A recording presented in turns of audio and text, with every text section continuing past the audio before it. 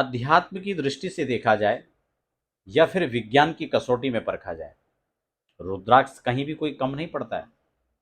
रुद्राक्ष की अनंतानंत महिमाएं हैं। रुद्राक्ष को जब भी आप धारण करें तो भगवान शिव के प्रसाद को स्वीकार करके आप धारण करें। फिर इसका जो फल है वो किसी सीमा में नहीं, अपितु जो रुद्राक्ष की वास्तविक महिमा है और उसका रुद्राक्ष का जो वास्तविक फल है वो आपको प्राप्त होगा। इसीलिए हम आज चर्चा करेंगे कि कौन सा रुद्राक्ष आपको धारण करना है, कैसे धारण करना है, क्या विधि होगी। चर्चा को आगे बढ़ाएं।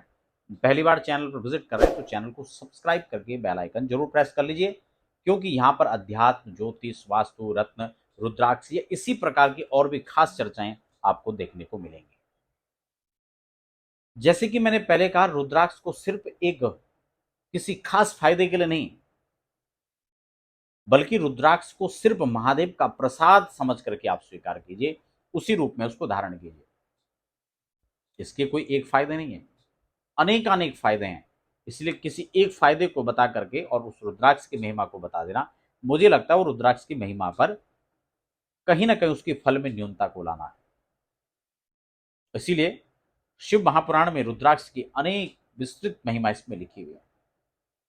लेकिन यहां व्यक्तियों के मन में एक प्रश्न रहता है, एक संदेह बना रहता है कि हमें कौन सा रुद्राक्ष धारण करना चाहिए। यूं तो कोई भी रुद्राक्ष बिना परामर्श के धारण किया जा सकता है, कभी भी धारण किया जा सकता है, लेकिन श्रेष्ठ समय में श्रेष्ठ विधि से यदि धारण किया जाए तो उस व्यक्ति को अनेक उसके लाभ प्राप्त होंगे। इसलिए श्रावण का जो महीना है वो रुद्राक्ष धारण के लिए बहुत श्रेष्ठ है।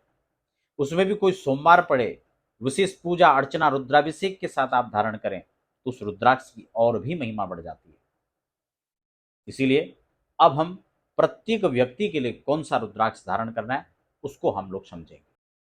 मेष राशि और वृश्चिक राशि, इन दोनों ग्रहों का जो स्वामित्व प्राप्त है वो मंगल को है, और इसीलिए जीवन में अगर इन दोनों राशि के लोग मंगल चाहते हैं, धन ऐश्वर्य की प्राप्ति चाहते हैं, कारोबार में तरक्की चाहते हैं, नौकरी में आप आगे बढ़ना चाहते हैं, तो भगवान शिव का प्रसाद तीन मुखी रुद्राक्ष आपके लिए बहुत श्रेष्ठ है।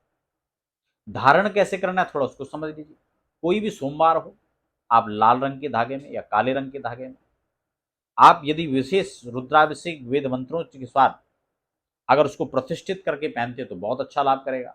नहीं तो आप सामान्य रूप से घर में कच्चे दूध और गंगा जल से इसको धो करके पूजा करके गंधाक्षत पुष्प से और 108 बार ओम नमः शिवाय का जप करें और फिर इसको धारण करें। फिर इसके चमत्कारिक लाभ आप अपने जीवन में देख सकते हैं।